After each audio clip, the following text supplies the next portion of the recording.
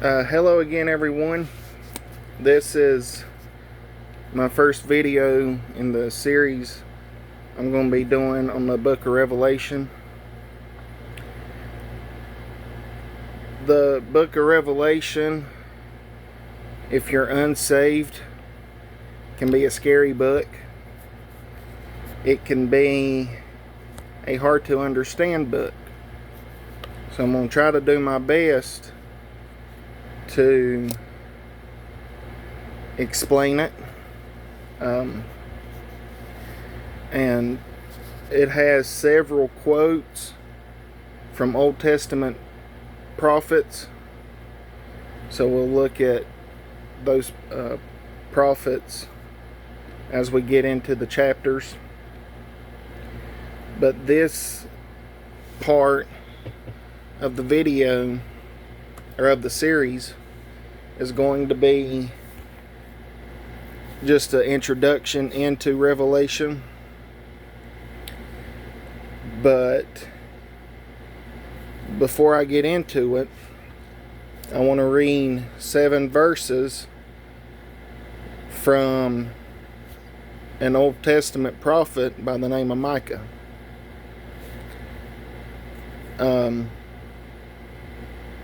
Now this is going to be a longer video, so please bear with me. But Micah was written about 750 to 700 BC. So that means it was about 700 to 750 years before Jesus ever came to the earth, was born on earth.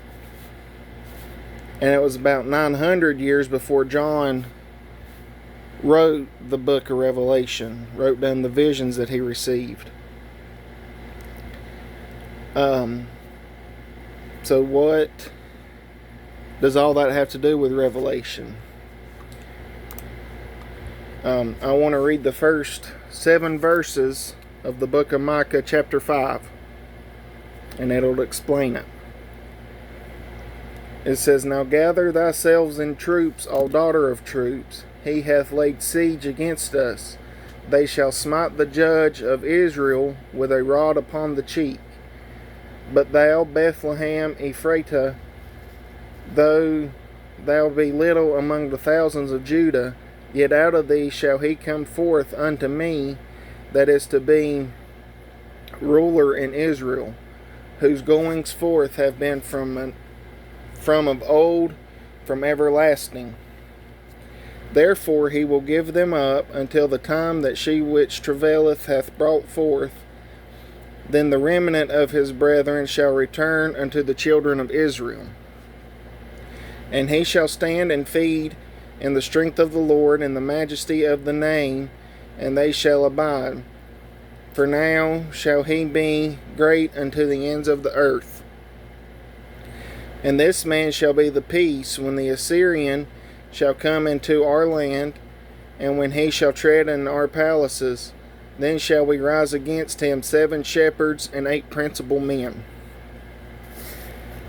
And they shall waste the land of Assyria with the sword, and the land of Nimrod, and the entrances thereof. Thus shall he deliver us from the Assyrian, when he cometh into our land, and when he treadeth within our borders." Verse 7.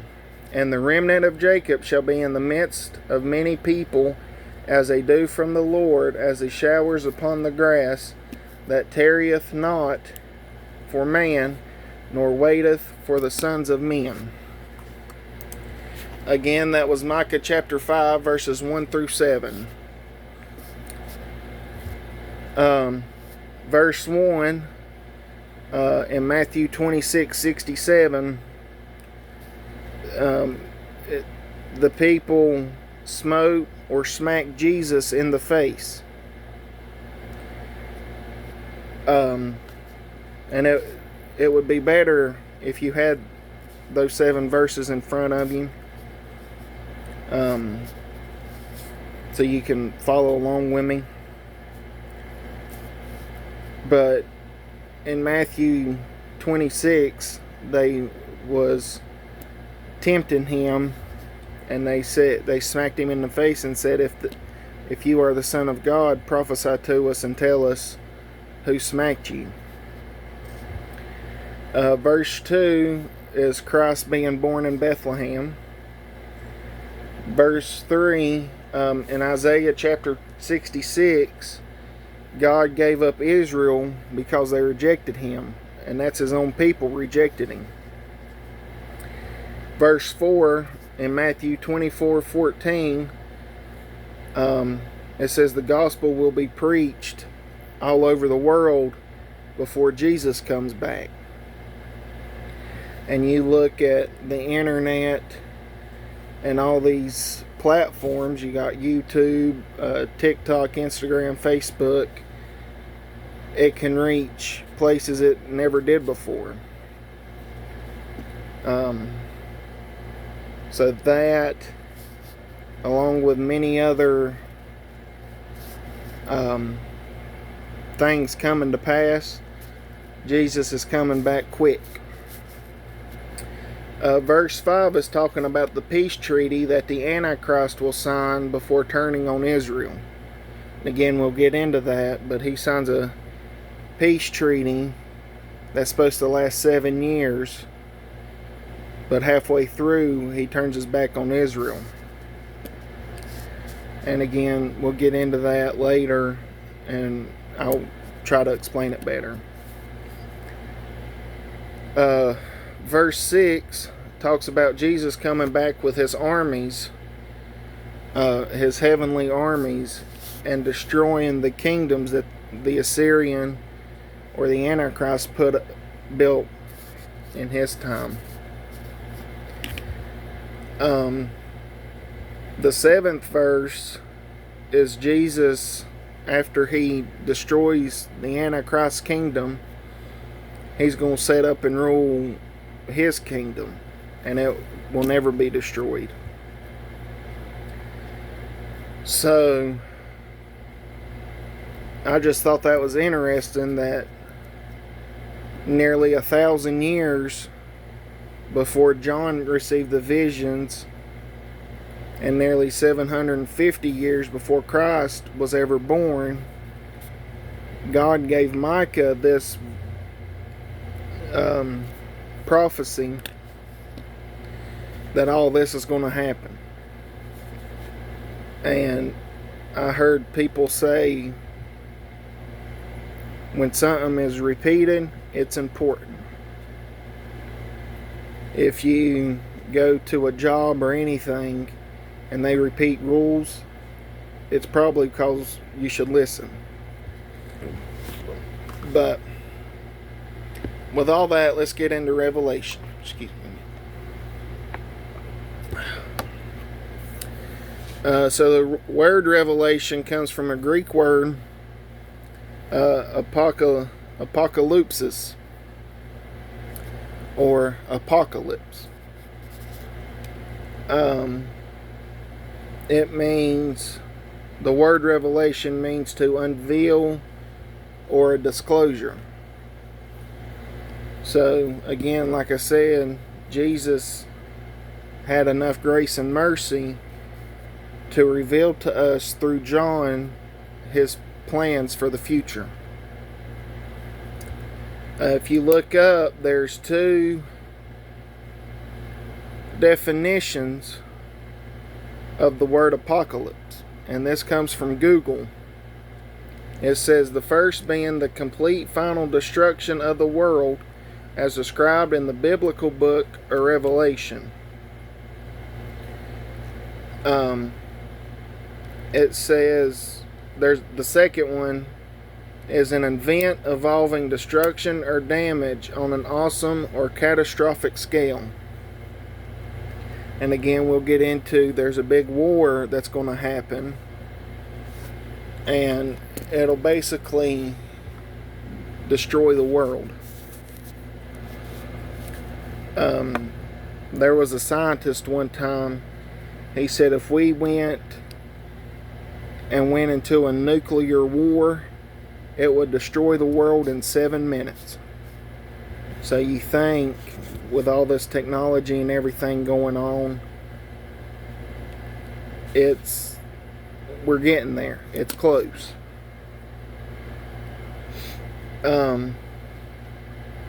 Again, this is the only apocalyptic book in the New Testament, and it has 22 chapters in it. And again, we'll go mostly verse by verse, and we'll get into it.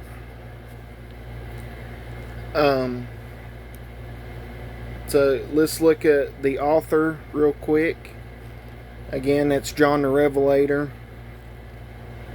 He was on the island of Patmos when he received these visions. He was most likely working in a quarry as a slave at the time.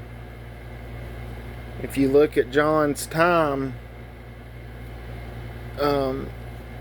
there was a emperor who demanded to be called Lord. And again, this is in Revelation. We'll get into it.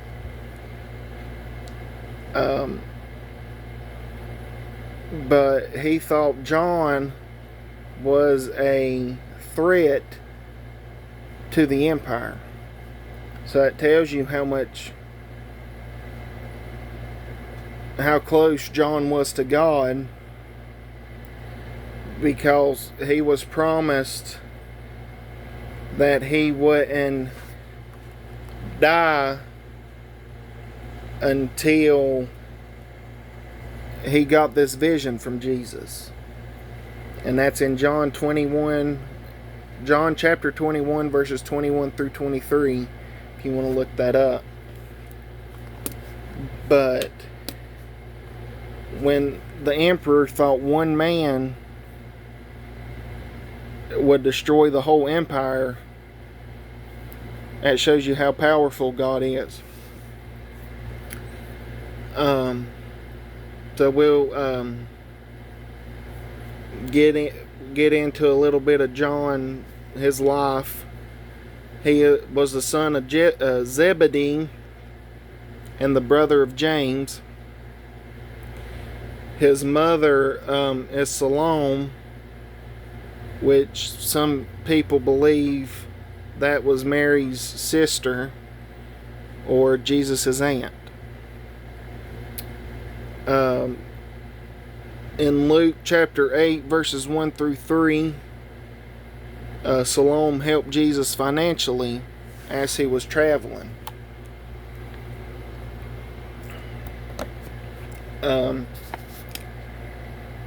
John is mentioned by name 5 times in the book of Revelation.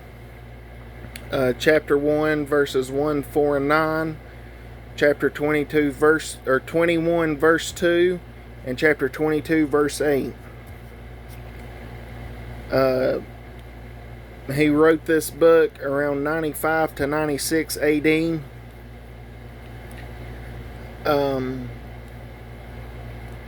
And at that time, Domitian was the emperor of that area at that time. He was the last living of the original disciples, the original 12. Most people believe he died in 99 AD.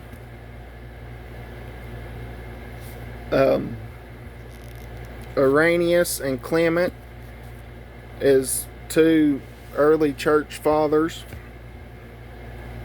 They state that John returned from Patmos in 96 AD and died in Ephesus after he returned.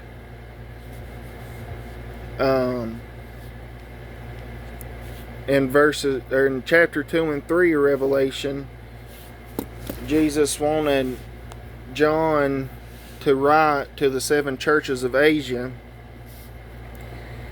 and he didn't die in Patmos where he received the vision. He returned to the mainland to where he can give these letters to who he needed to. See, when Jesus tells you to do something one way or another, you're going to do it. In John chapter 13 verses 23, chapter 19 verse 26, and 20 verse 2, it says John is the beloved disciple of Jesus. So again, he was very close to Jesus at the time. In Revelation, John has access to 3 realms: the heavenly, earthly, and subterranean, or hell, if you will.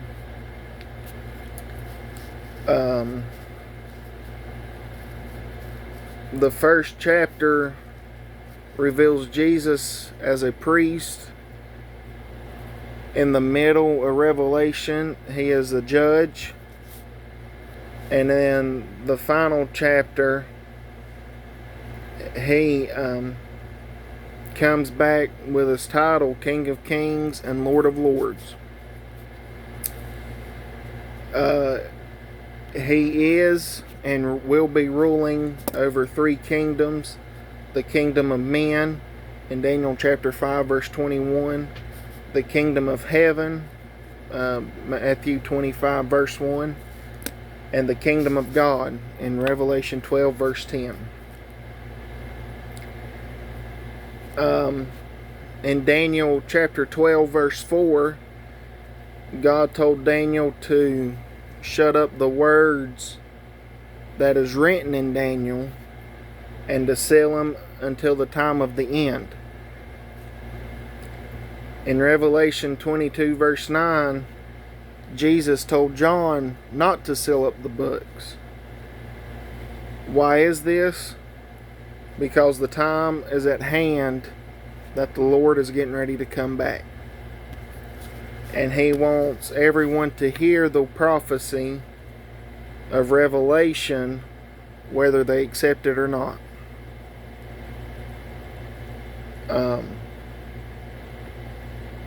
Sorry, I lost my page in my notes, my spot.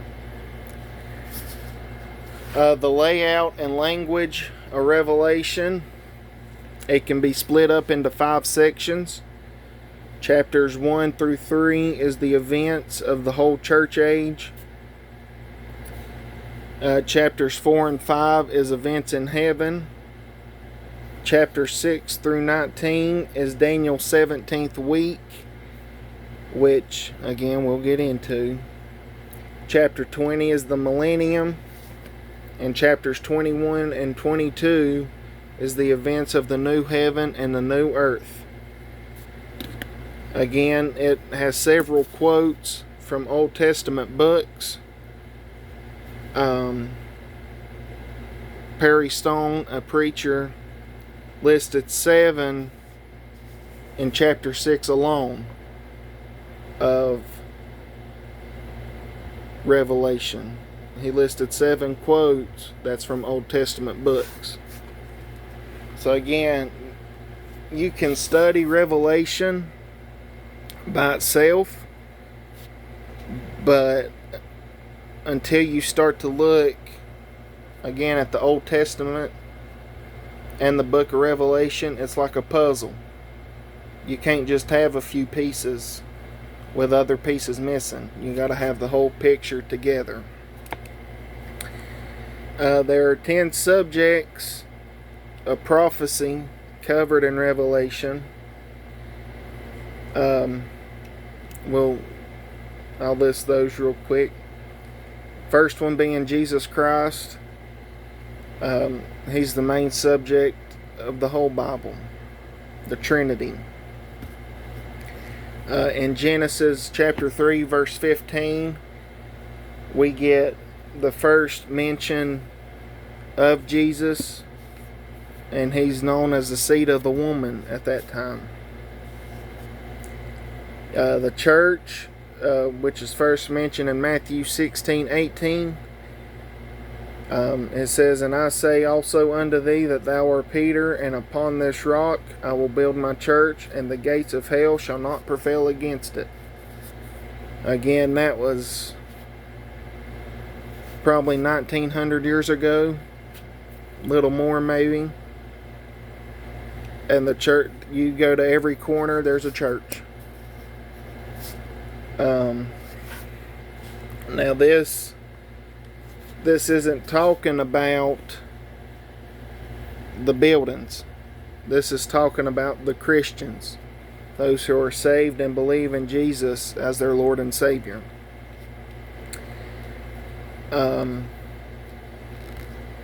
In Acts, this is 50 days after the resurrection of Jesus. This is when the church age began.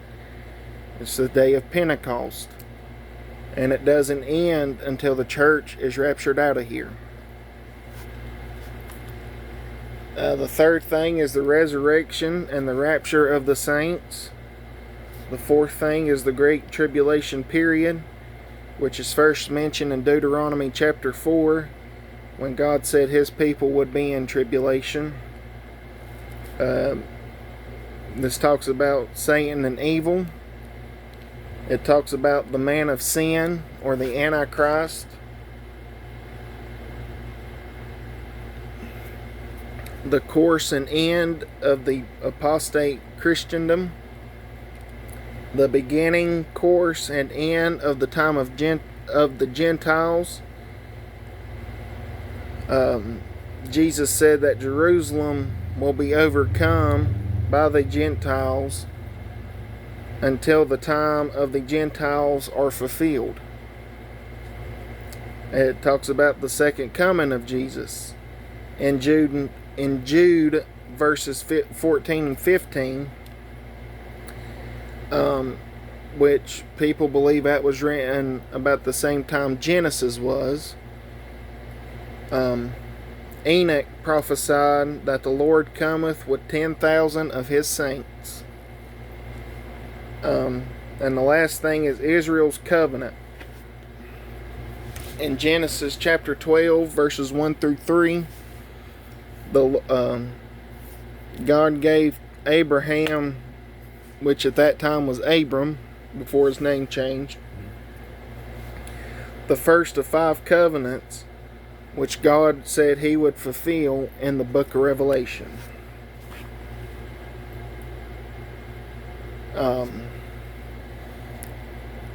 There's 3 ways Revelation can be taken or translated. The first is literal. This means that the verse or passage in Revelation will agree with another verse or passage in another book. Symbolically, the Bible will always interpret itself, whether in the same chapter or a whole nother book. The Bible will interpret itself. And in Revelation there's a lot of symbolism, and there's 2 main reasons for that. The first is political. Like I said, Domitian was persecuting Christians at the time that John was given this vision. The Roman Empire at the time had just destroyed the temple in Jerusalem, and it was holding Jews captive. This is why, again, they held John captive, and they blinded him and made him work as a slave. So God wanted John to give these symbols so the Roman Empire couldn't destroy it, because they had no idea what John was talking about. The second reason is religious, because religious Jews at the time understands the symbols that are used in Revelation.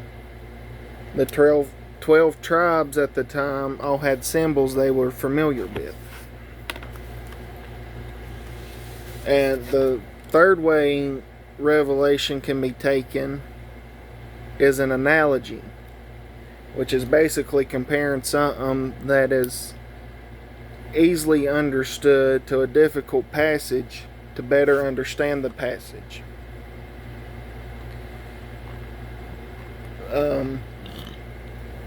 So with all that being said, why would you want to study Revelation? Well, like I said, it gives us hope. It tells us in the end that the Christians will be raptured out of the dark world and we will have victory. It says that Jesus will chain Satan and throw him in the lake of fire to be tormented forever. So ain't that something to shout about? There's no more evil. There's no more Satan. So that's basically a quick little overview of Revelation. Again, this was a little bit longer video than I normally do, but I hope you bear with me through this little course, if you want to call it a course. But I used to be scared of Revelation, but growing up and starting to live right and now studying Revelation, it's very, very interesting.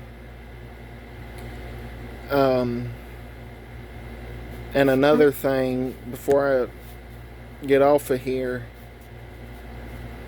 is you have to remember this was 2,000 years ago, close to it. John doesn't know about planes and nuclear bombs and tanks and all this. So we'll get into there's a war that happens in the book of Ezekiel. Well, it hasn't happened yet, but it's talked about. And he talks about men riding horses and everything. God gave him that prophecy, and Jesus gave John this prophecy, or visions, in a way that they understood it. So again, we'll get into all this, and next week we'll start chapter 1.